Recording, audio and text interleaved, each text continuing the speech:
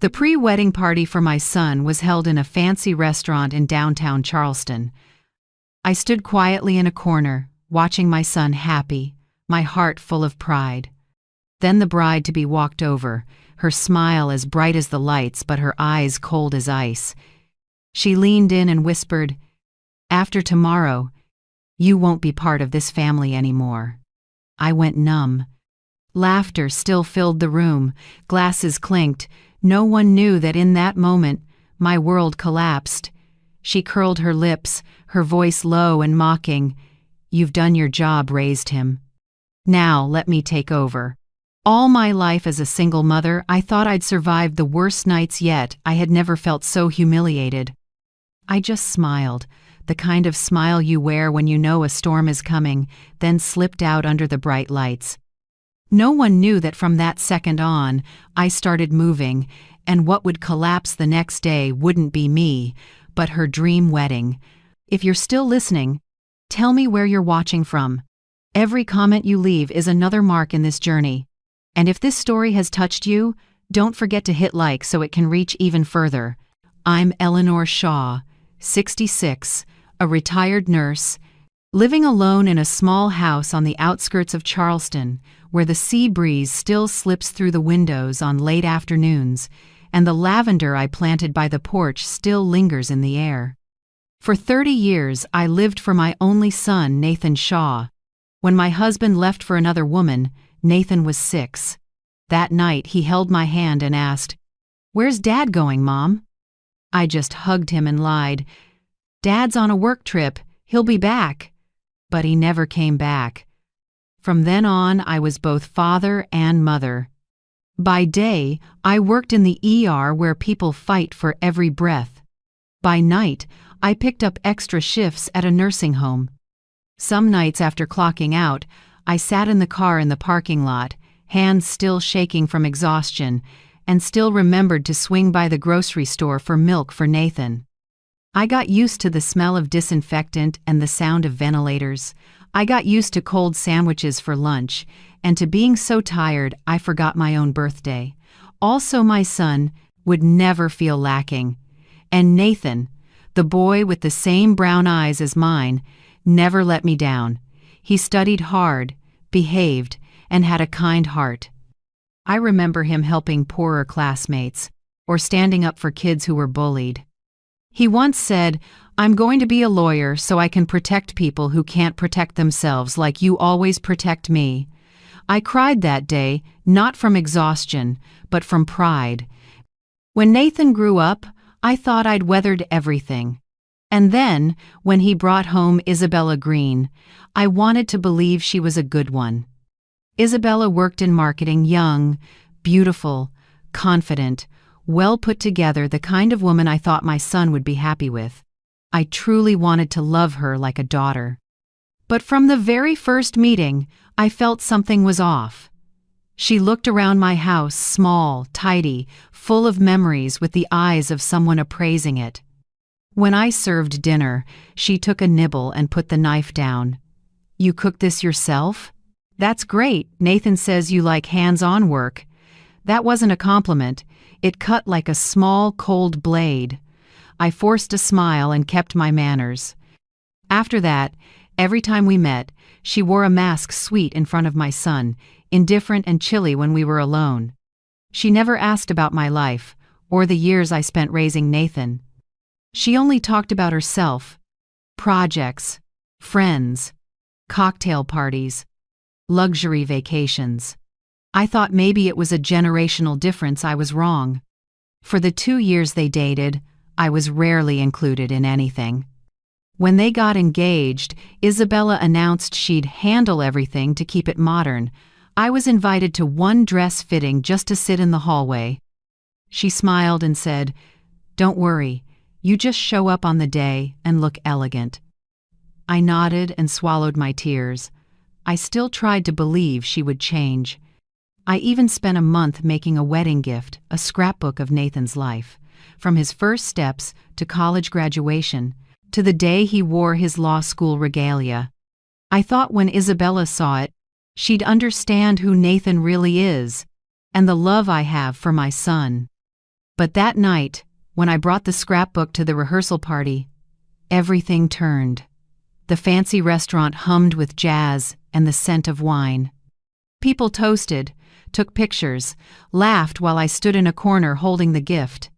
Nathan was talking with coworkers, and Isabella, glowing like a queen, was in the middle of her friends. I walked up and said softly, "Isabella, I have something for you too." She turned, the perfect smile still on her face. But when she saw the book in my hands, her eyes dimmed. "I made this for for Nathan," I stumbled. "A memory book for you two to look through together." She didn't take it.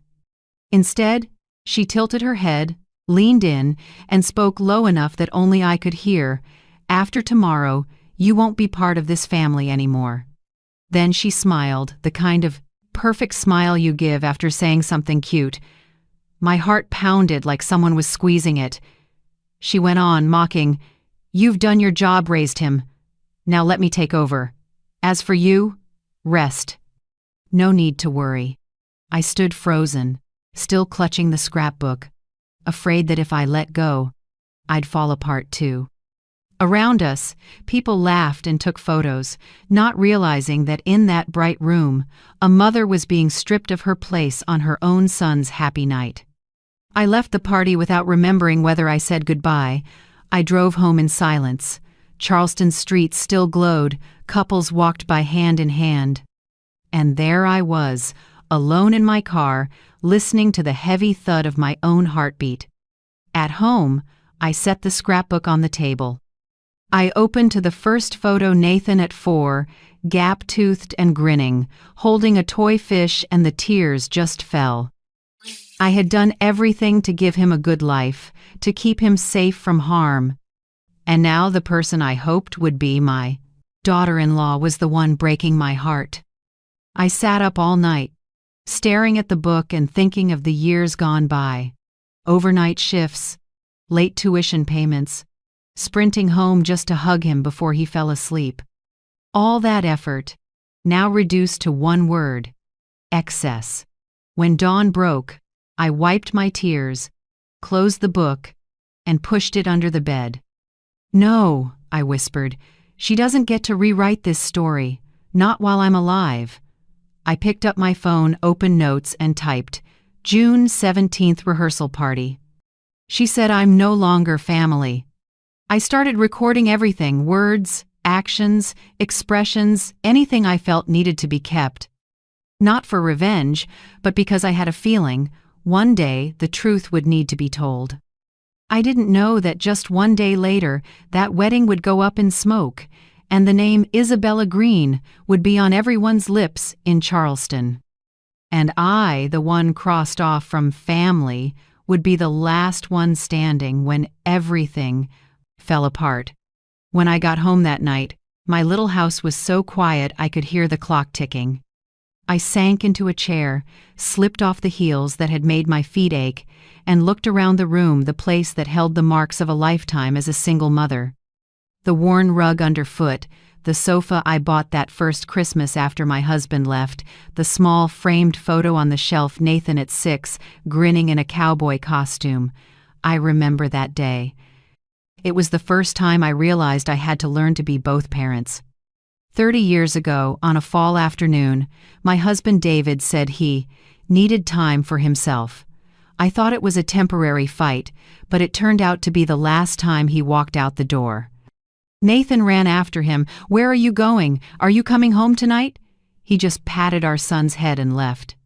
The door closed, and there I was, standing alone in an empty house with a 6-year-old and a stack of unpaid bills.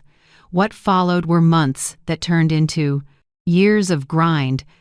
I picked up night shifts at St. Francis Hospital, working in the ER, where disinfectant mixed with alarm beeps. I worked 12, sometimes 16 hours a day. Sometimes I had to brace myself against a wall when I came home so I wouldn't collapse. But every morning when Nathan woke up, I smiled and pretended I wasn't tired. I didn't want him to see me worn down. I wanted him to believe we were okay.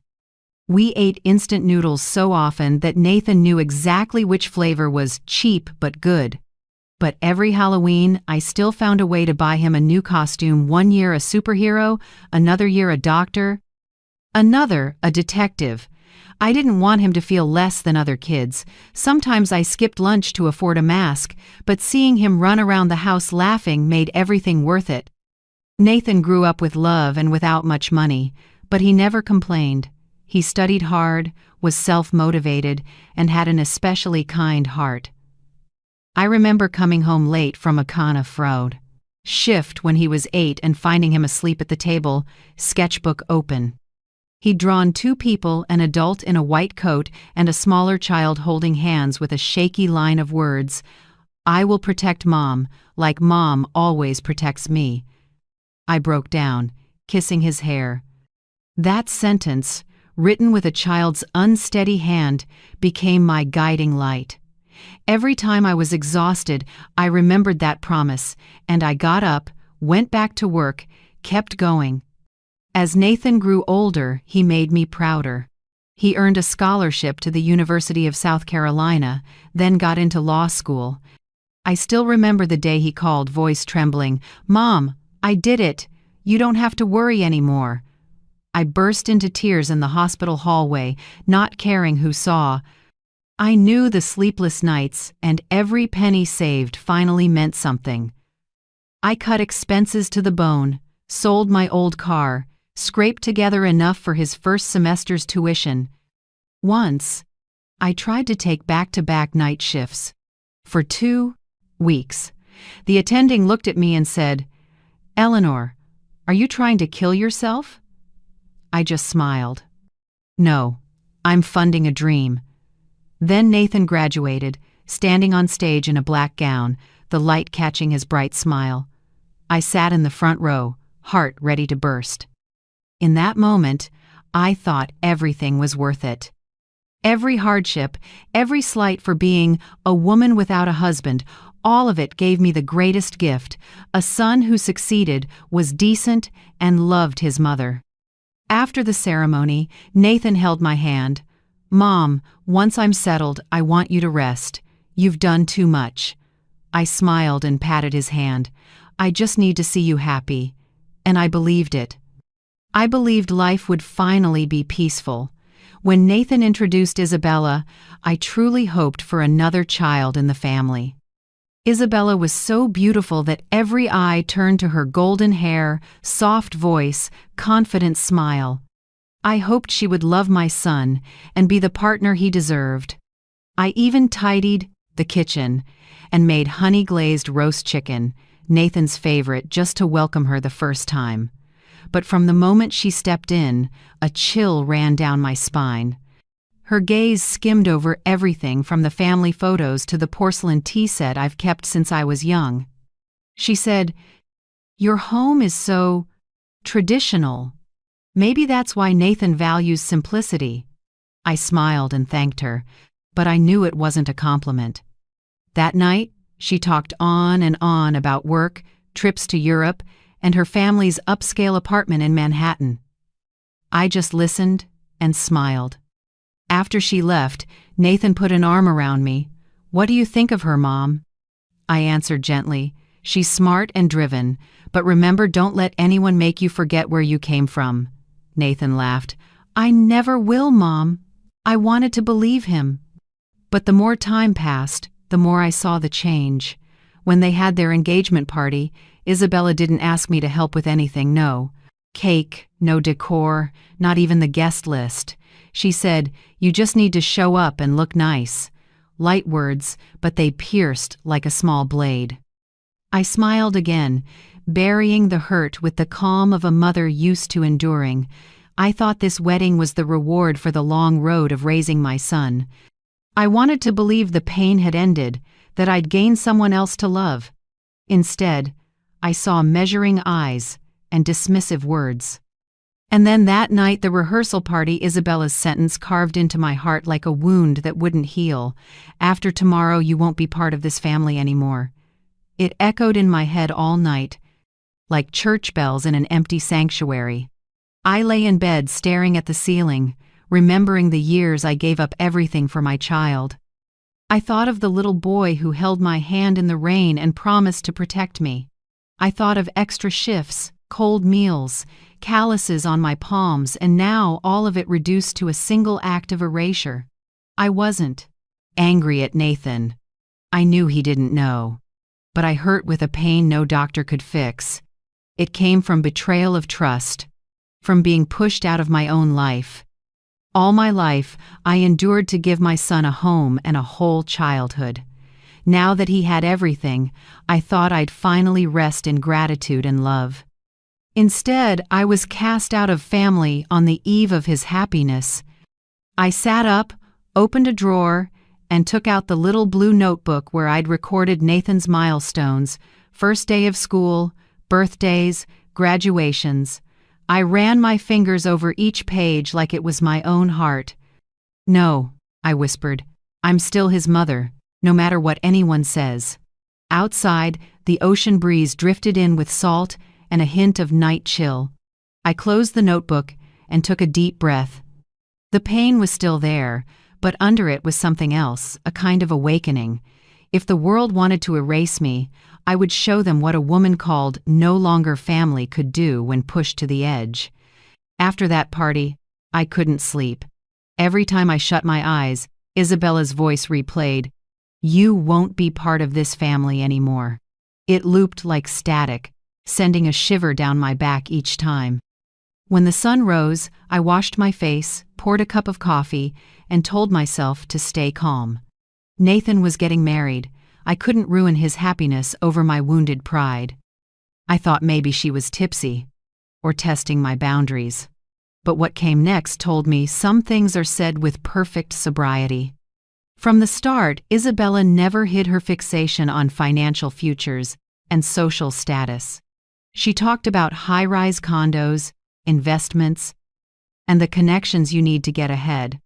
I once chalked it up to being young, but the more I listened, the colder I felt.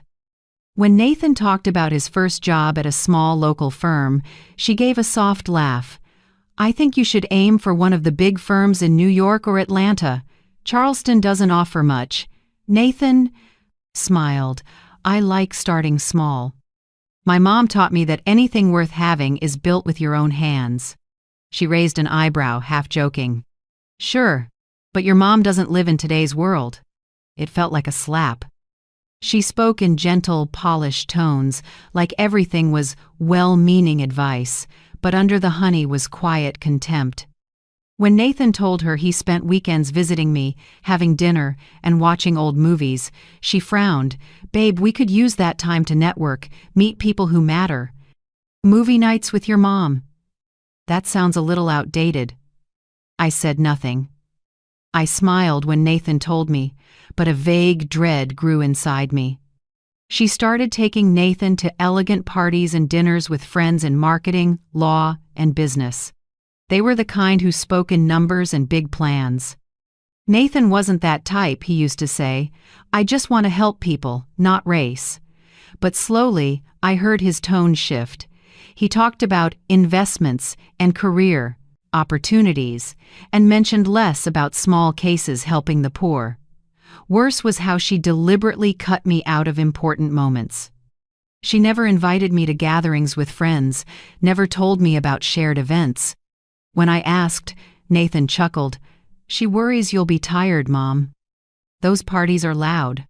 I nodded, not wanting to make him uncomfortable, but I knew that wasn't the truth. Once, for Nathan's birthday, she threw a dinner at the most expensive French restaurant in town. I found out from a neighbor, not from my own son. I still remember the tight pull in my chest seeing the photos online. Nathan in a new suit, arm around Isabella, friends glowing under the lights. And me, alone at home with the chocolate cake I baked like every year, still wrapped in foil. The next week, when Nathan dropped by, I didn't ask. I set the cake on the table and said, "I made a birthday cake. Take it home." He smiled, a bit guilty. "Thanks, Mom." Isabella wanted a surprise. "Party I didn't know how to invite you in time." I nodded, pretending to believe him. That smile was just a cover. Inside, my heart was cracking. Another time, at a small get-together at her friend's place, I was invited, as a formality. While I stood in a corner holding a glass of water, I heard a young woman ask quietly, "So your future mother-in-law used to be a nurse?" Isabella laughed, light as glass chimes and sharp as a blade. "Yeah, she used to be. Now she's retired. At least she can take care of herself, doesn't need my help." People laughed along, and I stood still. To others, that might sound harmless. I heard every layer. At least she can take care of herself, meaning that's as far as she goes. Not our level.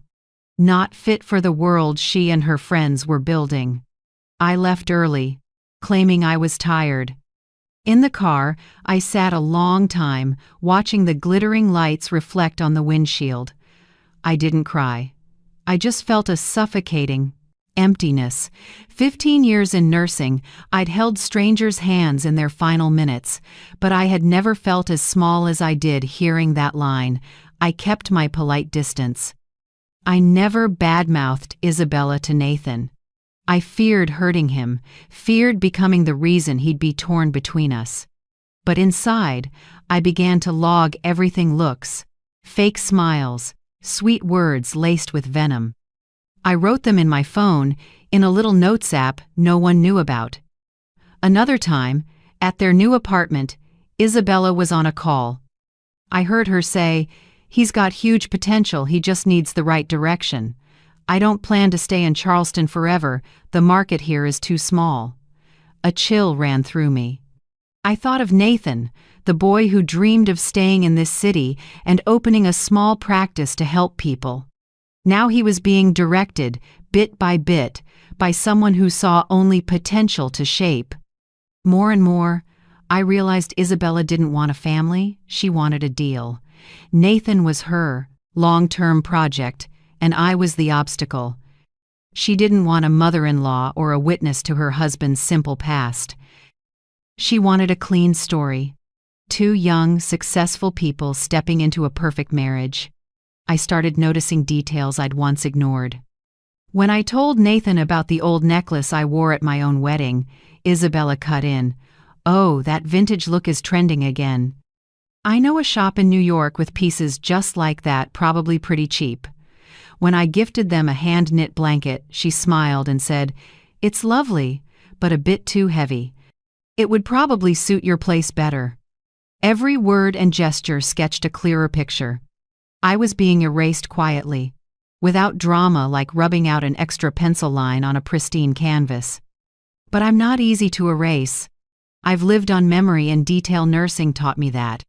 I remember patients' faces, tiny signs before pain hits, promises that never got kept. And now I use that skill to record the moment Isabella built her perfect world with no place for me. Every night, I opened my phone and typed a few lines. March 22nd, she talked about moving to New York. March 29th, she left me off the guest list. April 4th, told a friend, "I used to be a nurse," like it was a stain. I didn't know exactly why I was writing. Maybe to steady myself, or to prove I wasn't imagining it, that what I saw was real, not pride talking. The more I wrote, the more I understood her, a person who always knew the right thing to say, the right time to smile, and how to hide ambition under charm. Each time she brushed aside a memory between me and my son, my heart cinched tighter, and at the same time, a small fire grew inside me. Not anger, but clarity. I'd stood on the edge of exhaustion and survived. I could stand there again. And no matter how many perfect images she built, I knew no picture holds if the background is erased. I, the one called excess, am that background. And soon, she'll learn. You can't build a future by burying the past. That morning, the day I should have been sitting in the front row at my son's wedding, the Charleston sky was unusually clear. The first sunlight slipped through the curtains and fell across the dining table where the wedding invitation still lay, half open. I woke early out of habit, boiled water for a cup of black tea, and watched the steam blur over the wooden tabletop. In the corner, the teal dress I'd hung up weeks ago was still crisp and perfect, the color Nathan once said, "Looks beautiful on you, like sunrise." I stared at it for a long time. That color no longer felt like sunrise. It looked like a lonely streak of light in a room crowded with memories. I sat down, gripping my cup to steady myself. The phone started ringing. Then, one call, 2, 3. Friends, old coworkers, distant relatives. Everyone had the same tone, hurried, surprised, even scolding. "Eleanor, where are you? The wedding car is almost there. My God, why aren't you answering? Your son is the groom." They must be worried sick. I stayed silent and listened. When the 5th call came, I turned the ringer off and flipped the invitation over. Nathan and Isabella was embossed on cream paper, with a small line beneath, "With love and gratitude to our families." I gave a thin smile. With gratitude to our families. After last night, when she whispered that I was no longer part of the family, those words had turned into bitter irony. I took a sip of tea and looked at the clock. 7:45 a.m. If things had gone as planned, I'd be getting my makeup done now, choosing shoes, calling a cab to Street Matthews. I had pictured this day so many times, Nathan glancing back, seeing me in the front row, smiling with pride, eyes wet. But now there was only the ticking clock and sunlight crawling up the hem of the dress. I told myself quietly, no. One can force me to sit through my own erasure. I didn't cry. I figured the tears had run out last night. Around 9 a.m., the knocking came hard and fast. It was my sister, Margaret. She wore a pale blue dress, the bridesmaid's color. Her hair was neatly curled, her heels still dusty from the road. When I opened the door, she practically rushed in. "Eleanor, what are you doing? The whole church is asking where you are." "Calmly," I said. "I'm not going." Margaret stared, stunned. "Not going? What are you saying? Today is Nathan's wedding." "Your son!" I lifted my head, my voice rough but steady. "She told me last night. After today, I'm no longer part of the family. So I'm honoring her words." Margaret froze, staring at me. After a few seconds, she sank into a chair with a long sigh, hand to her forehead. "God, Eleanor, do you know what people will think? They'll call you bitter. They'll say you ruined your son's big day." I let out a laugh, with no joy in it. "I've already been labeled excess. What else is there to fear?" She looked around the room and her eyes landed on the teal dress hanging neatly. She stepped over and brushed the fabric with her fingers. "It's beautiful. Wear it today at least, for Nathan." I shook my head. "No, it won't be Nathan's day if I show up. It'll be her day, and she's made it clear she doesn't want me there." My voice was gentle, but I knew Margaret heard it break at the end. She went quiet for a moment, then pleaded again, "But at least go just to be seen. Otherwise people will start rumors." I sat down, poured more tea, and slid the cup toward her. "Margaret, I don't live for rumors anymore. I've spent a lifetime living for other people. Today, I'm choosing silence." The air went still. Outside the window, traffic grew busier, guests, probably, heading to the church. I could even hear faint bells in the distance, like smoke, signaling the ceremony was near. Margaret looked at me, eyes glossy. "Eleanor, I don't know what to say." I squeezed her hand. "I know you love me. But this is the only choice that lets me keep a little self-respect." At 9:30 a.m., Margaret left after saying in a shaky voice, "At least turn your phone on. If Nathan calls, don't make him think you gave up on him." I nodded and walked her to the door. When it closed, the house fell quiet again. I went back to the table, looked at the dress once more, then folded it and tucked it carefully into the closet. I poured more hot water and drank slowly. Each distant peal from the church bells tightened my chest, but I stayed put, holding steady. I pictured Nathan, his smile in a black suit, the bright look in his eyes when he once said, "Mom, I found the person I want to spend my life with." I only hoped today he'd truly be happy, even if that happiness had no room for me. At 10 a.m., the phone started ringing nonstop. I didn't pick up. A voicemail came through, his voice trembling. "Mom, I'm on my way to the church. Where are you? I know you're not tired. Please don't hide." "It's my day. You can't be missing." Nathan's voice shook with urgency. I pressed the phone to my chest, closed my eyes, and cried before I could stop myself. I wanted to run out the door, go to him, hold him the way I did when he was little, but then I remembered Isabella's words and that cold stare. Softly, to myself, I said, "No, Eleanor, not today. Your son needs to see the truth, even if it hurts." Around 10:30 a.m., a car pulled up. Margaret rushed back in, hair mussed, dress wrinkled, out of breath. "I can't stand it, Eleanor. The whole church is buzzing. Everyone's asking where you are. Nathan is looking for you everywhere. You have to go." I looked at her and shook my head. "No, I've decided. I'm not going. If she wants a perfect wedding without me, let her have it." Margaret gripped my hands, tears spilling. "Eleanor, you'll regret this." I smiled, and tears slid down my face, too. "Maybe, but if I regret anything, it'll be in dignity, not in bowing my head." At 11 a.m., the church bells began to ring. I watched the clock, my stomach twisting. Each chime fell like a blade. I pictured everyone standing, the choir starting to sing, Nathan taking his place, then Isabella entering in white, lights reflecting off her face. I closed my eyes, trying to imagine my son's smile. I wanted to believe that at the very least, he kept in his heart the image of a mother standing outside the church doors, praying for his peace. Time crawled. Near noon, sunlight poured through the window, streaking the floor with bright bands. I made more tea and sat in the old wooden chair. The second hand ticked on until the phone rang again. It was Margaret.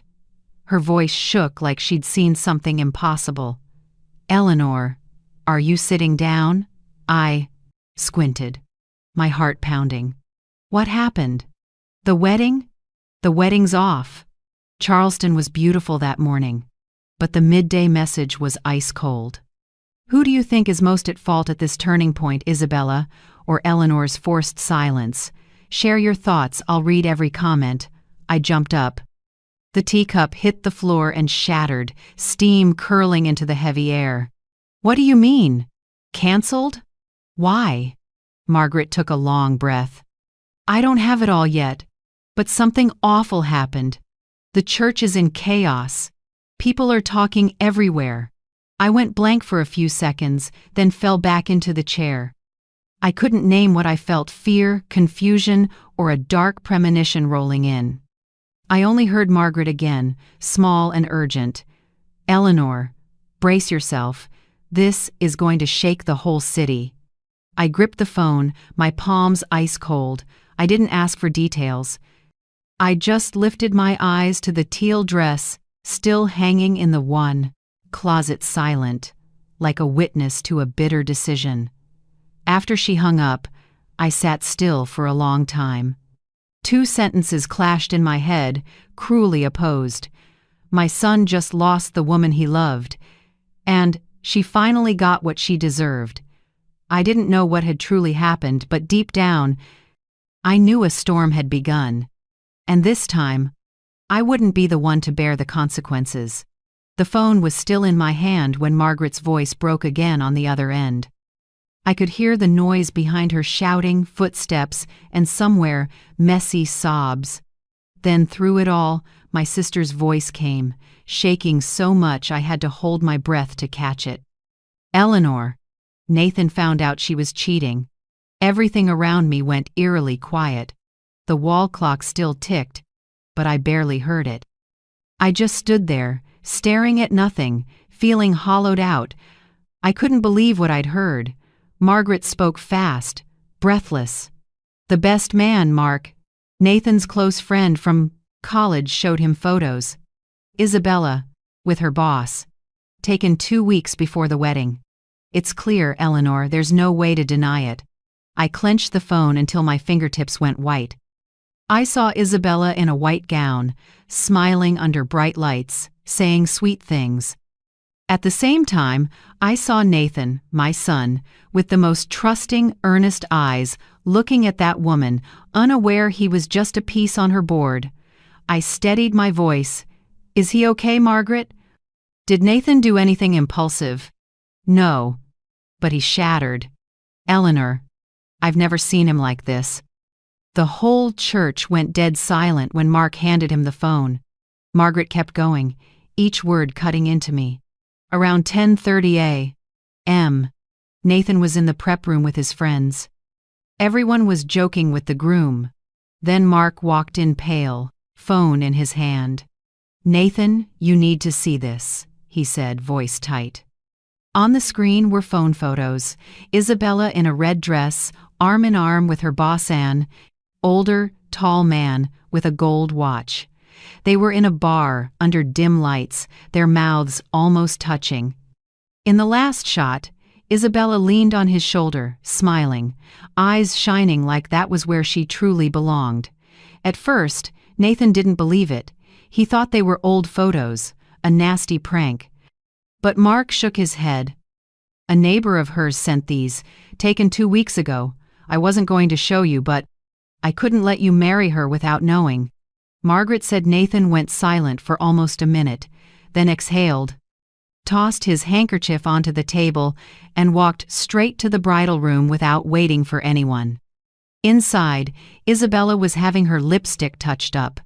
When Nathan opened the door, the room froze. "Sweetheart, what's wrong? You can't be in here, you'll see the dress," she said, half teasing. Nathan said nothing, just held out the phone. "Explain," he said, voice hoarse. She glanced at the screen and froze for 2 seconds. Then, like she'd rehearsed, she gave a small laugh. "Oh please, who sent you this? Obviously old photos. He's just my boss, you know that." Nathan didn't move. "They were taken 2 weeks ago. You're lying." His voice jumped, making the makeup artist drop a brush. Isabella stepped closer, trying to grab his hand. "Someone's poisoning you. It's your mother, isn't it? She never accepted me. She wants to ruin this. I know it, she's never liked me." Nathan cut her off. Thunder in his voice. "That's enough. My mother didn't ruin anything." "You did." The room went silent. After a few beats, Isabella still tried to salvage it. "Nathan, you misunderstood. She hates me, But Nathan had already walked out. Margaret said that when he stepped back into the hall, his face was white, his eyes red. Rumors spread like wildfire. Within minutes, the pews buzzed. People whispered, then went silent as Nathan walked to the altar, the priest still confused. The priest looked up, flustered. "Son, there are 10 minutes before the ceremony." Nathan raised a hand. "No need, Father." His voice carried through the quiet. Then he turned to the crowd and spoke clearly, word by word. "I'm sorry. There won't be a wedding today." A wave of murmurs rolled through the church. I could picture it, shocked faces, paper fans stilled, all eyes on the groom. Isabella walked in right after, her white dress glittering. She saw Nathan at the front, fists clenched, face blank. "Nathan, what are you saying?" "You know exactly what," Nathan said, holding up the phone. "And you know why." Gasps rippled through the pews. Isabella looked around, pale, then forced a smile. "It must be a joke."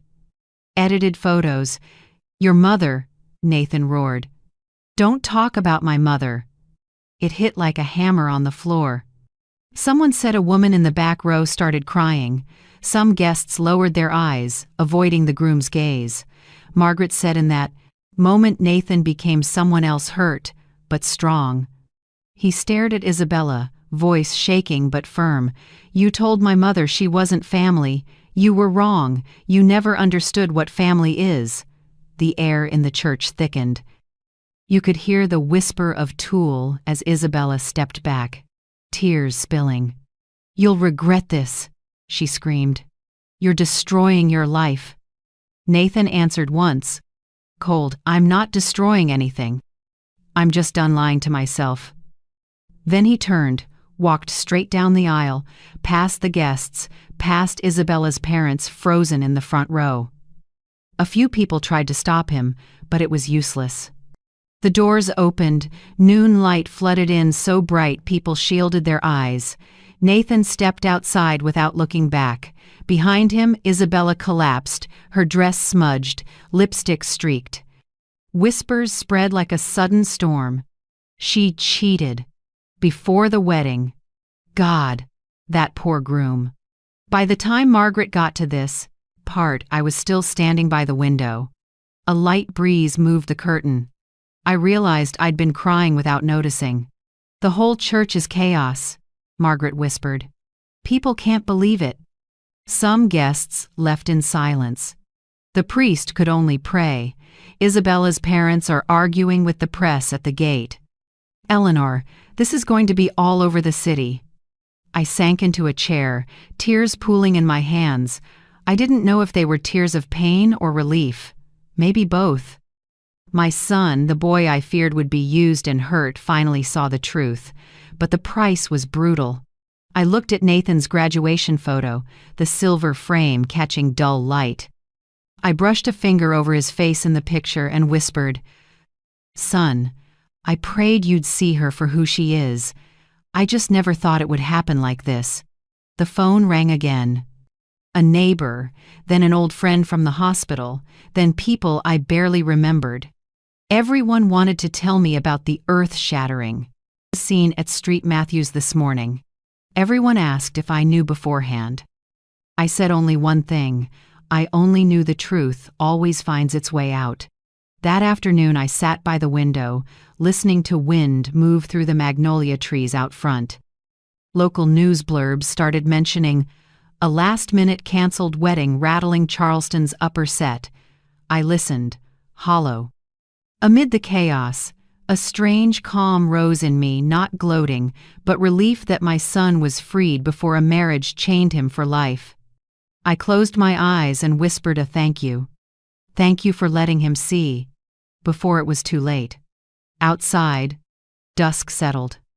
The last light of day fell on the teal dress in the closet, still perfect, never worn. I walked over, touched the fabric, and murmured, "Today, my son didn't marry her, but he found himself again," and I knew the storm had only just begun. That afternoon, just as the sun dipped behind the magnolia trees off my porch, my phone wouldn't stop, vibrating. At first, I thought a family member was calling to ask about Nathan. But then the screen filled with one notification after another. Charleston Daily Post, City Herald, and social media pages flooded with the same headline. Mother of the groom ruins wedding. Dream ceremony falls apart at the last minute. I read the line over and over, like my eyes were betraying my mind. Beneath it was a photo of Isabella in her white wedding dress, mascara smeared, both hands covering her face. The caption was shaky, weak, but calculated. Some people don't know when to let go. In the picture, she looked like the most pitiful victim in the world, the woman harmed by a selfish mother-in-law. I went still, not because I felt insulted, but because of how perfectly they built that story. Comments popped up like knives, one after another. Typical jealous mother-in-law competing with the young bride. Poor bride stuck with a controlling mom. Heard the mom. Refused to attend and spread rumors to ruin the wedding. I sat in the dark, the phone screen bright like a flashlight on an open wound. In just a few hours, I, the woman who raised her son with everything she had had, become a jealous old hag to thousands of strangers. As evening fell, neighbors started appearing at my gate. Some knocked to pry, others just stared and walked away. An old friend from the hospital texted, "Eleanor, did you really tell your daughter-in-law she's not family?" I answered with 2 words, "Absolutely not." But I knew the more you explain, the more people believe the opposite. The next morning, I went to the market like usual. The produce lady who'd once congratulated me for getting such a beautiful daughter-in-law looked at me, stayed quiet, then turned away. I forced a smile and wrapped my greens. Shame rose in me like a wave. When I got home, Nathan was already sitting on the steps. His face was drawn, dark circles under, his eyes from no sleep. He stood when he saw me, voice tired. "Mom, you have to promise me something." I set my bags down and asked gently, "What is it, son?" "Don't respond. Don't post anything, don't talk to the press. They just want more to feed on. If you stay quiet, they'll get bored and move on." I looked at my son, the same son who had stood up for me in church, now bracing himself to carry the weight. I felt tender toward him, and it hurt. "You believe they'll forget?" I asked. Nathan scratched his head, voice thinning. "All it takes is time, Mom. If you speak up, they'll say you're trying to justify yourself. It'll be worse." I didn't answer right away. My own words from years ago echoed in my head. Silence can be protection sometimes. But now I understood this silence wasn't protection. It was erasure. 2 days later, as I was making my morning tea, a knock came at the door. The mailman stood outside holding a thick, sealed, yellow envelope. I signed, thinking it was bank paperwork. But when I opened it, I saw cold, italicized words. "Notice of lawsuit for causing emotional distress and interfering with marriage." I reread every line. My name, Eleanor Shaw, sat in the defendant box. Above it were the names of Isabella Green and her parents. I thought I must be dreaming. My hands shook. I sat down and read again. Willful infliction of emotional pressure and defamation, resulting in irreparable harm to the party. I let out a flat laugh. Harm? Who exactly was harmed here? That afternoon, I took the envelope to the office of Linda Cole, my friend, a retired attorney who still advises a small law firm in downtown Charleston. Linda is a woman in her 60s, petite, cropped silver hair, eyes sharp as a blade. When I set the papers on her desk, she looked at me and frowned. "You look like you just swallowed a storm." I told her everything from the night Isabella pushed me out of the round rehearsal dinner, to the collapsed wedding, to the accusations exploding online. Linda flipped through the complaint and gave a short, dry laugh. "Eleanor, this isn't a real lawsuit. It's a scare tactic." I looked up, not believing it. "What?" "Look at this line," she said, pointing to interference with contractual relations.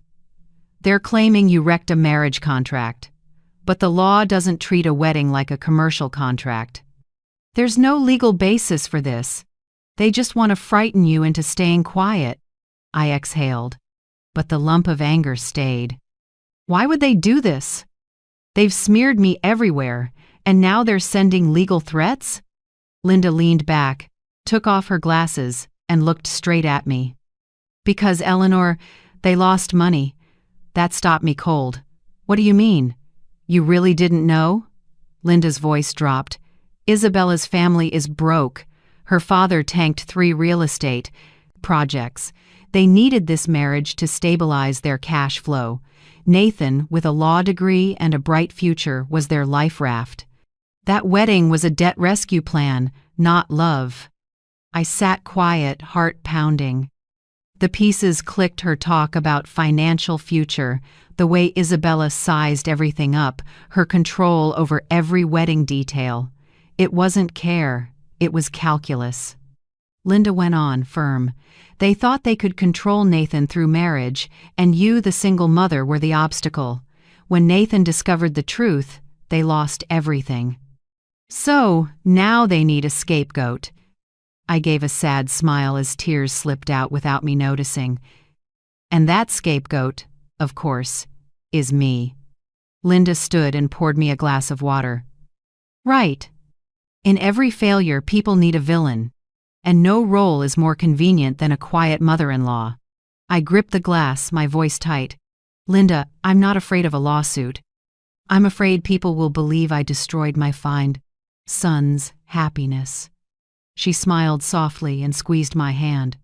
Eleanor, you raised your son for nearly 30 years with these hands. No one gets to redefine that.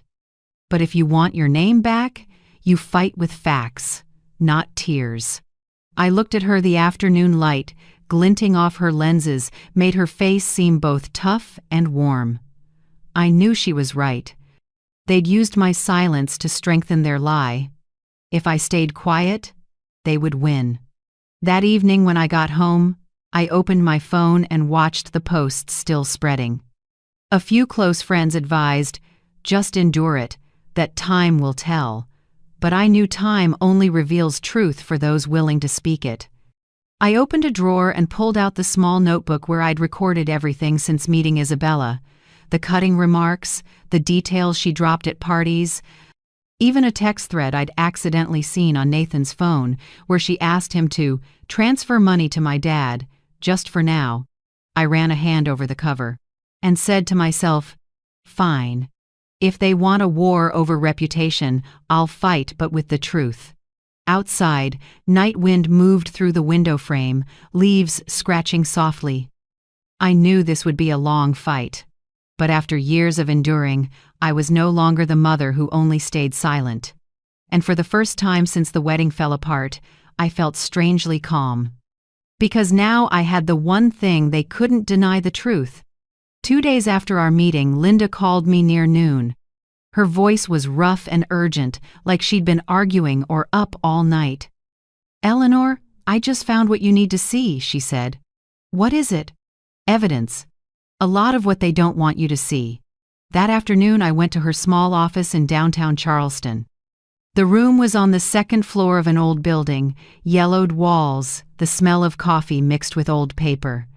Linda sat behind her desk, a stack of files, and an open laptop in front of her. When I walked in, she looked up, more serious than ever. Sit, she said slowly. I've reviewed Isabella's father's company, Green Capital Group. On the surface, they're operating. In reality, they're on the brink of bankruptcy. I frowned. Bankruptcy? Yes. They owe the bank more than $2 million and are being sued for investment fraud. 2 real estate projects in Florida and Savannah failed. Her father, Richard Green, used personal loans to keep it afloat, but next month they'll start repossessing assets. I sat still. The picture sharpened. I remembered Isabella saying, Nathan has a stable future. He'll be the financial backbone for both of us.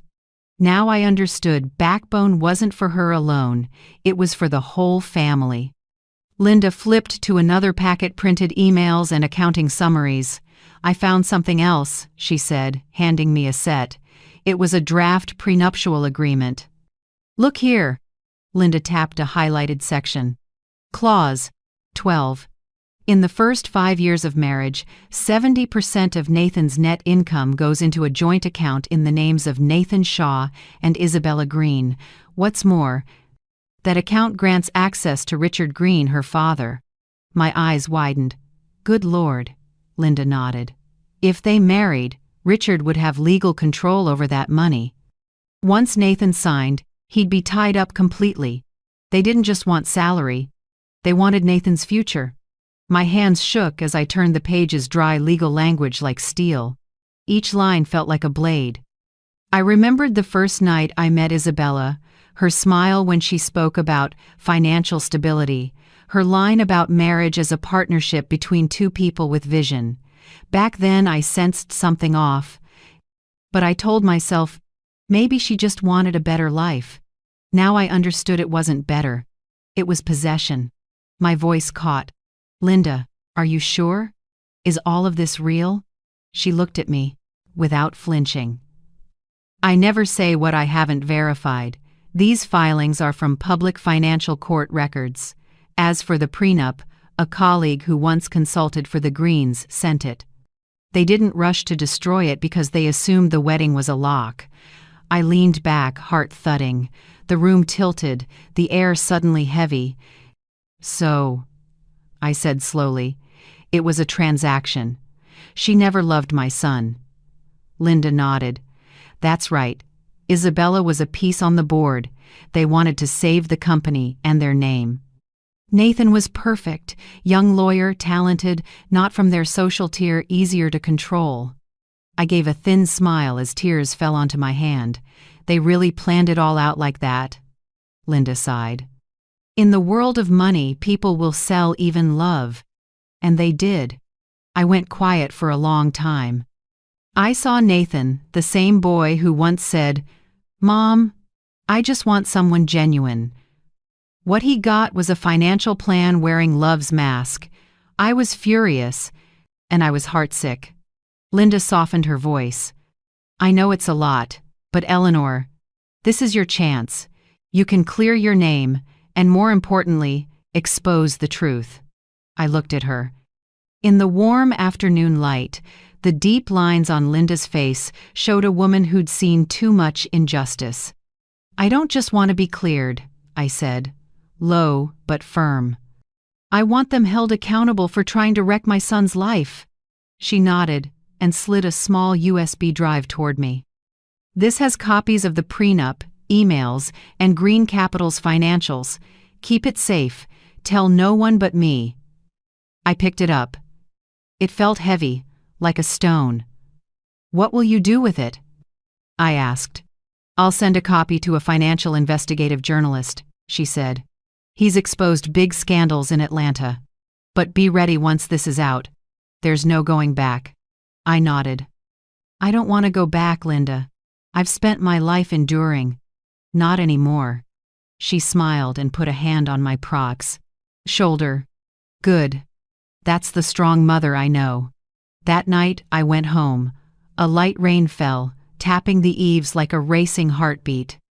I switched on the light, opened the cabinet, and took out my notebook, the one I'd started the night Isabella pushed me out of the party.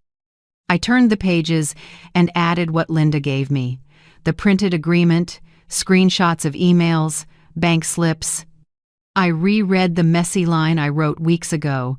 I won't let them erase me from my son's life. Then I added a new line beneath it, neat and final.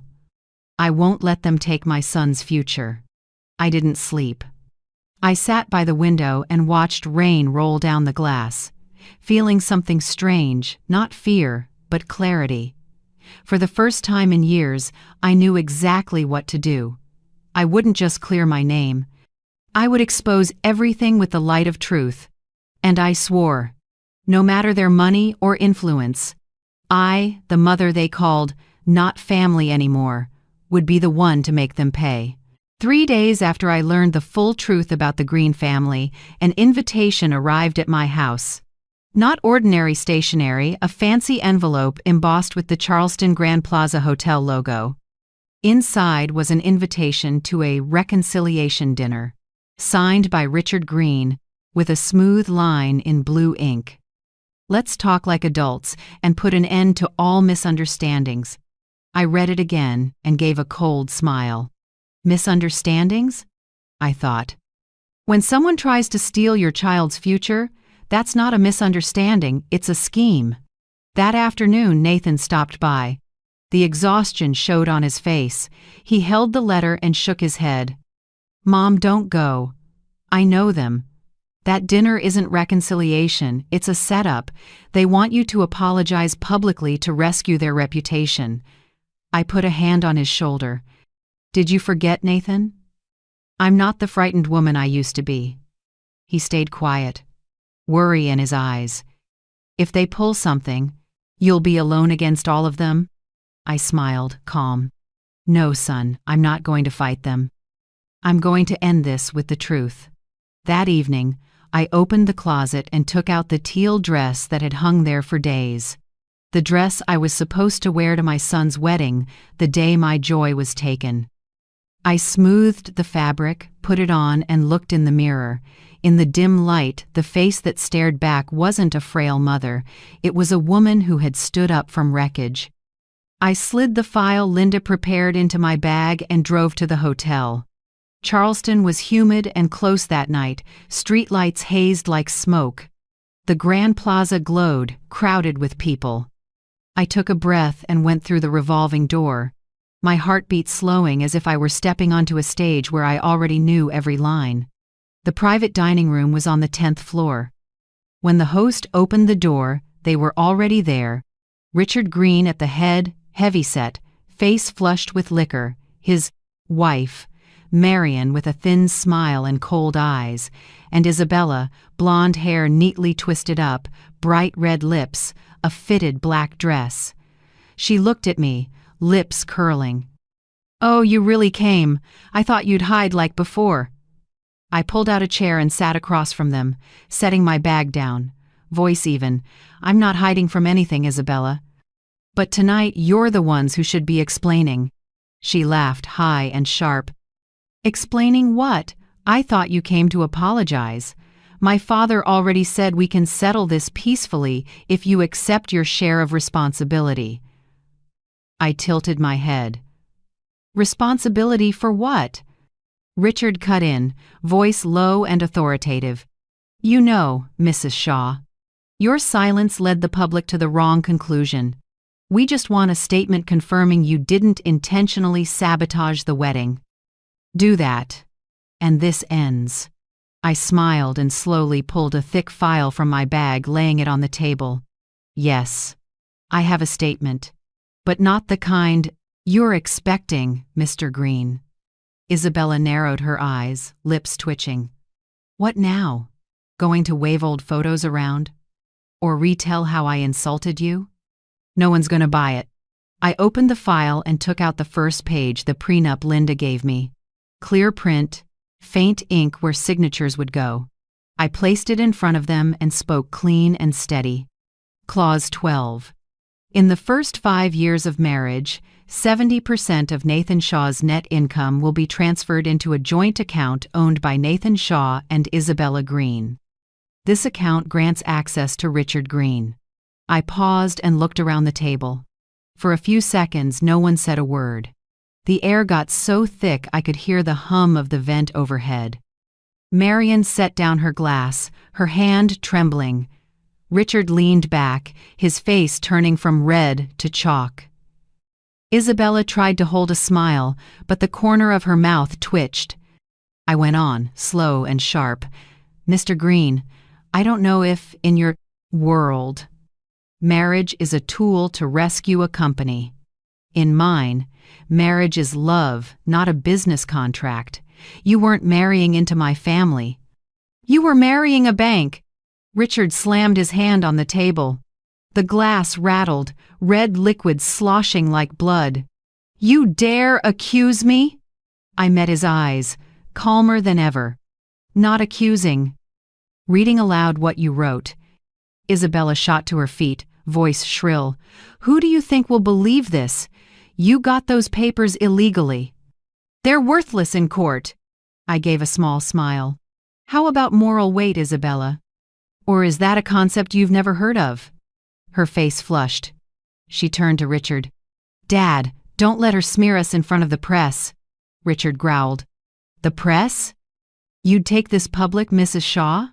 I stood up, slowly gathered the documents, and lowered my voice.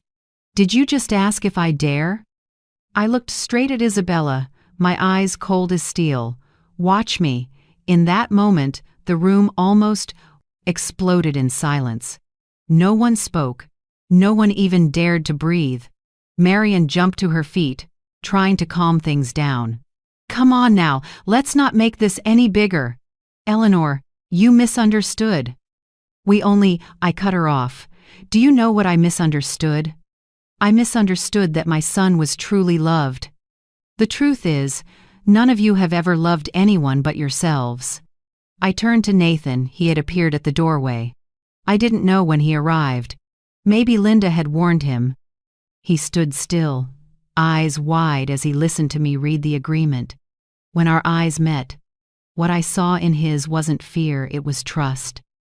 Richard tried to stand, his voice cracking. "Nathan, don't believe her! This is fabricated, a tactic to—" But Nathan interrupted, his voice ringing out strong enough to silence everyone.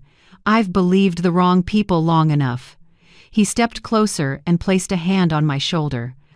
"Mom, you don't need to say anything else. I've seen enough." Then, he turned to Isabella, who was still trembling, forcing a smile. "You said you loved me, but it turns out you only loved my bank account. You and your family turned marriage into a product for sale. But believe me, you will never buy back the dignity you lost." Isabella went pale, her voice choking. "You'll pay for defaming me." Nathan answered coolly, "No, Isabella, you'll pay for treating love like merchandise." I gently squeezed my son's hand and whispered, "Now you understand, don't you?" He nodded, gratitude in his eyes. No one in the Green family said another word. As Nathan and I turned to leave, I heard Marion collapse into a chair, Richard curse under his breath, and Isabella sob not out of remorse, but because she'd lost. Walking out of the hotel lobby, the night wind off the Ashley River blew hard, carrying damp air and a salty tang. I lifted my face to the sky, where clouds drifted slowly past the lights. For the first time in months, I felt truly relieved. Nathan walked beside me in silence. After a moment, he said softly, "I'm sorry, Mom. I didn't see what you saw." I smiled and wrapped my arms around him. "It's all right, Nathan. What matters is you see it now." We walked through Charleston's night, golden streetlights stretching across the misty pavement. Inside me, there was no resentment left, only a strange, quiet peace. Because I knew, from that moment on, they had lost the one thing money can't buy back: the truth. 2 days after the confrontation at the hotel, Linda came to my house. She carried an old leather bag with the documents I'd seen, along with a few newspapers and a small USB drive. There was something in her eyes, both cool and bright. "Eleanor," she said, "it's time." I set my teacup down gently. "Are you sure, Linda? Once the truth is out, they won't leave us alone." She gave a dry laugh. "You think they're leaving you alone now? You've been turned into a wicked old hag online for weeks. It's time they tasted what they've been dishing out." I stayed quiet for a moment. From the window, Charleston's morning light fell across the little garden where yellow chrysanthemums were blooming. They reminded me of what Nathan used to say as a child, "Mom, the light always finds a way." Maybe this was the moment the light found me. Linda opened her laptop and started a video call. A face appeared, a man in his 40s, slightly messy hair, glasses, a steady voice. "Eleanor, I'm Travis Dalton, an investigative reporter with the Carolina Ledger. Linda's told me part of your story." I nodded, hands clasped lightly. "I don't want to hurt anyone. I just want the truth to be known," Travis replied.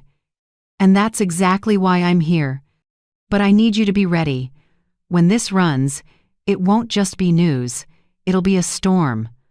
I smiled faintly and said slowly, "Sometimes a storm is the only thing that can clear the poverty's sky." 3 days later, Linda and I met Travis at a small cafe near the harbor. He had verified everything: the prenuptial agreement, bank statements, internal emails, and the financial records of Green Capital Group. His voice dropped. "Eleanor, this isn't just marital fraud. This is a sophisticated financial scheme. They used marriage as a tool to wash away debt." I felt my heart sink. "And now they've lost everything, yet I'm the one seen as the saboteur." Travis looked at me, serious. "It won't be long before people know who the real saboteur is." A week later, on a Monday morning, while I was watering the front yard, the phone started ringing non-stop. The sound echoed through the house. I picked up and heard my sister Margaret, breathless. "Eleanor, have you seen the news? It's out. All of Charleston is blowing up." I ran inside and turned on the TV. On the screen, the Carolina Ledger's logo appeared with a bold headline filling the whole display. Green family accused of financial fraud, marriage plan designed to seize assets. I froze for a few seconds. Then the footage shifted to a news package. Green Capital's office sealed, police on site, and enlarged shots of the contracts, the very ones I had held in my hands. The anchor's voice came through. The Carolina Ledger's exclusive investigation shows that Green Capital covertly planned a marriage between their daughter, Isabella Green, and young attorney Nathan Shaw, with a clause transferring 70% of the groom's income to an account controlled by the Green family. Sources confirm the groom's mother, Mrs. Eleanor Shaw, was defamed and targeted after she uncovered the scheme. I placed a hand over my chest, feeling my heart pound. I could hardly believe I was witnessing it. Linda texted, "It's spreading, Ellie. Everyone knows the truth." Social media, once full of insults, shifted. I watched new comments roll in every second. I thought she was cruel. Turns out she was the only clear-headed one. No one should go through that at her age. Deeply admire Eleanor Shaw's strength. The bride was just a financial tool. Horrifying. The feeling was strange. Not joy exactly, but a kind of release. As if the heavy fog that had smothered me for months finally lifted, leaving air that was fresh and painfully honest. The story spread like fire in the wind. 3 days later, the Charleston Tribune, the Daily Sun, and even national TV ran it. Marriage scandal: businessman Richard Green under investigation for financial fraud. Isabella disappeared from social media within hours. Her accounts were wiped clean, wedding photos, posts about being a target of jealousy all gone. A mutual acquaintance messaged me. She left Charleston. No one knows where. As for Richard Green, the man who once sat at the head of the table with a glass of red wine and a smug smile, he now appeared on the proceeded from Kant. News with a grey face, escorted out of his office by police. Marion hid behind a car door to avoid cameras. I stood in my living room and watched it all on the screen. In that moment, I felt no gloating. Only a quiet sadness. Some victories don't make you happy. They just let you breathe because justice still exists. That evening, Nathan came by. He looked different, less tense, less weighed down. He put a hand on my shoulder and said softly, "I read everything, Mom." The article made it clear. They can't deny it anymore. I looked at him, tears rolling before I could stop them. "Nathan, I just want you to be happy. That's all." He squeezed my hand, voice tight. "I'm proud of you. You didn't stay silent. You did what your son didn't have the courage to do." I smiled through tears. "No, son. I just did what a mother is supposed to do, protect her child." We sat together for a long time. Outside, a light rain fell. The steady tapping on the eaves sounded like it was washing away the old accusations. I brewed 2 cups of tea, poured them, and the scent of bergamot filled the room, the smell of those peaceful evenings we used to have. Nathan told me that since the article ran, his law office had received countless messages of support and co-workers had rallied around him. "People say I escaped a financial trap, but for me," he paused, voice dropping, "the most important thing is I got my mom back." I chuckled softly. "I never went anywhere, Nathan." That night, after he left for home, I opened the window and looked out. The city glowed, lights like stars dropped to the ground. I remembered Isabella's words at that party. "After tomorrow, you won't be part of this family anymore." That sentence once stabbed through my heart. But now, standing in this generous light, I realized the one cut out of the family wasn't me, it was her. Because once love becomes a contract and marriage becomes a tool, there is no— I smiled faintly and whispered a small prayer. The truth doesn't need to shout. It only needs to be seen. And that Charleston night, With the rain falling softly, I felt I'd gotten back the most precious thing, and peace. 2 months after that article, Charleston seemed to settle back into its usual rhythm, or maybe it only looked that way. Beneath the calm, I knew something had changed forever. In me, in Nathan, and in how this city saw me. In those first days, I still woke very early, as if my body wasn't used to not being on guard. I brewed tea, walked around my small garden, and listened to birds singing on the roof. The quiet felt both new and unfamiliar. Some mornings, I caught myself staring into the mirror, wondering, have I really made it through? Nathan kept busy again. After leaving his old firm, a friend got him a job at a smaller practice on the north side of town. There, my son didn't have to dress to impress or endure fancy parties and the pressure of reputation. He went back to who he really was, a man who loves justice and fairness and knows what's worth defending. One morning he stopped by with a bag of still warm pastries. "Mom, I start the new job today." I smiled. "The small firm up north?" He nodded, a calm in his eyes I hadn't seen since the day the wedding was called off. "I don't need much, Mom. I just want to do what I believe is right." I looked at him, pride swelling in my chest. Sometimes we have to lose everything to find ourselves. And Nathan was doing exactly that. As for me, after years living in the shadow of hurt and fear, I decided to return to the place that once gave me strength, Harborview Nursing Home. I had worked night shifts there for 20 years, caring for the elderly who'd been forgotten. Walking through the old iron gate, the familiar scent of disinfectant pulled at my heart. Residents still sat along the hallway, eyes turned toward the purple garden. The old manager, Teresa, recognized me and ran to hug me. "Eleanor, my goodness, how long has it been? I read all about you. You were brave." I smiled lightly. "Not brave, just done being silent." From that day on, I spent a few days each week there. I helped residents write letters, tell their stories, and more importantly, be heard. Many had been abandoned by their own children, labeled burdens, useless. Hearing them, I saw myself someone pushed aside because of age and silence. Once, an elderly man named George, a former teacher, said to me, "Miss Eleanor, people only grow old when they let others decide their worth." I laughed and answered, "Then maybe I'm younger than I think, George." The stories at the nursing home were therapy for my soul. I felt myself coming back to life piece by piece, not through victory, but through the peace of simply being myself. One evening, Nathan came to see me just as I finished a volunteer shift. He sat on a wooden bench outside, the golden sunset spilling over his brown hair. "Mom," he said, voice low and sincere, "thank you for not giving up."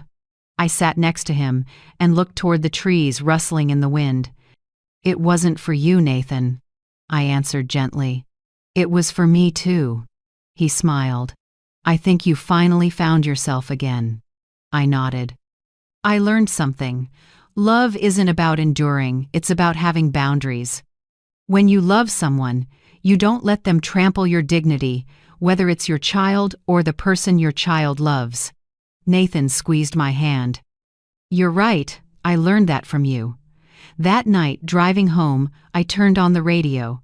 A classic jazz track played, the warm saxophone blending with raindrops on the window. I smiled for the first time in months. I didn't feel like anyone's victim. I was a survivor, a witness, and someone who had walked through the storm. News about the Green family faded, though people in town still whispered. Richard Green sold what was left to pay debts and left Charleston quietly. Isabella the bride, who once mocked me with a voice cold as steel, vanished from public life. No one mentioned her anymore, as if she'd never existed. Once I saw a note in a small cafe's paper. "Green family officially dissolves company." I folded it and said nothing. Some endings don't need our applause, only our release. And then, I started writing. At first, just a few notes in an old notebook, but the words poured out as if they'd been waiting for years. I wrote about that party, about the sentence, "After tomorrow, you won't be part of this family anymore." I wrote about the pain, the pushback, and how the truth finally spoke. I titled the manuscript, "The Day I Was Erased," the day I was erased from the world. Not to relive the pain, but to remind myself and anyone pushed to the margins that we still exist and we still have a voice. I didn't send it to the press or post it online. I printed a few copies and kept them in a drawer at the nursing home. Whenever someone told me they felt invisible to their own family, I handed them a copy and smiled. "Read this. Maybe you'll realize you're not alone." One fall morning, I was invited to share my story at a community talk. I stood before nearly 100 people, mostly middle-aged women and a few silver-haired men. When I told them about the humiliation, the misunderstanding, and then standing up for myself, many cried. An elderly lady came up, took my hand and said, "You told my story, Eleanor. The difference is, you did what I didn't dare to do." I hugged her and whispered, "It's never too late to speak up." That night, back home, I sat on the porch as the wind off the Ashley River cooled the air. The streetlights cast a soft yellow over the damp road, and in that moment, I felt my heart settle. I remembered everything from those hospital night shifts, and the tears over a cold cup of tea to the moment I stood before Isabella and said, "Watch me." My life, it turns out, was never truly erased. It only faded for a while, waiting for me to color it back in with courage and truth.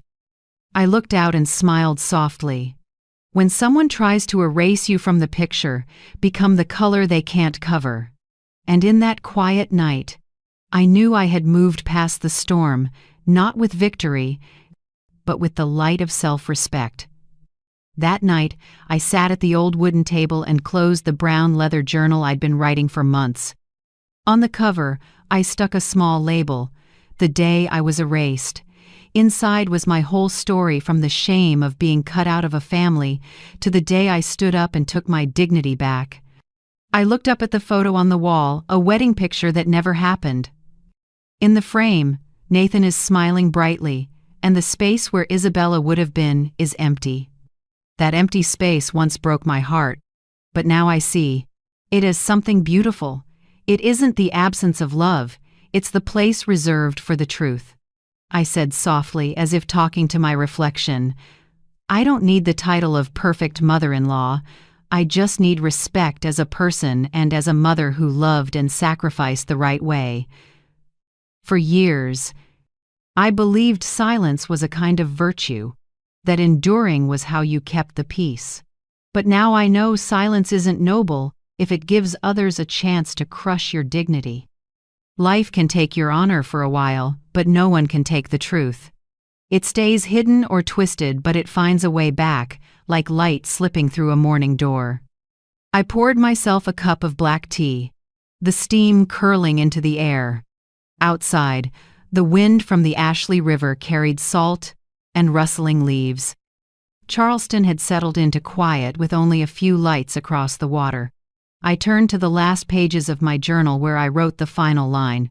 "When people try to erase you from the picture, become the color they can't cover." I read it over and over and smiled. It wasn't just a message for me, it was for anyone who's ever been called invisible. I thought of the women at the nursing home, forgotten by their children, treated as burdens.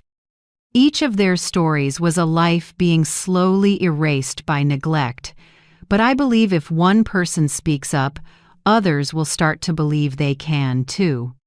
So if you're still listening to me now, I want to ask you something. If it were you, would you stay silent, or would you stand up like I did? Would you bow your head to be called good, or lift it to live true to yourself? I don't expect everyone to do what I did. We all have different fears and limits. But I hope that, just once, you'll ask yourself, what is my worth? Who gets to define it for me? If you're still here with me now, let me say one thing. Slowly from the heart of a mother who has been hurt to your heart. Never let anyone make you believe you have no value. No one has the right to erase you from your own story. Even if people turn away, even if the world is quiet, you still have yourself, your voice, and your right to be loved. If my story brings someone to mind, a mother, a father, or even yourself, leave me a note. Tell me where you're listening from, what city, what country, or simply, I understand. I will read every word, because each message proves the truth still has someone listening. And if you believe, even just a little, that justice and self-respect are worth defending, please like, subscribe, and share this story. Not to make me famous, but so those who are hurting out there will know they are not alone. From Charleston, where the sunset still falls gently, like the calm years we once lost, I'm sending you a blessing and a gentle reminder. Speak up before someone else speaks for you. I am Eleanor Shaw, and I'm still here, still believing in the light, and still believing in you.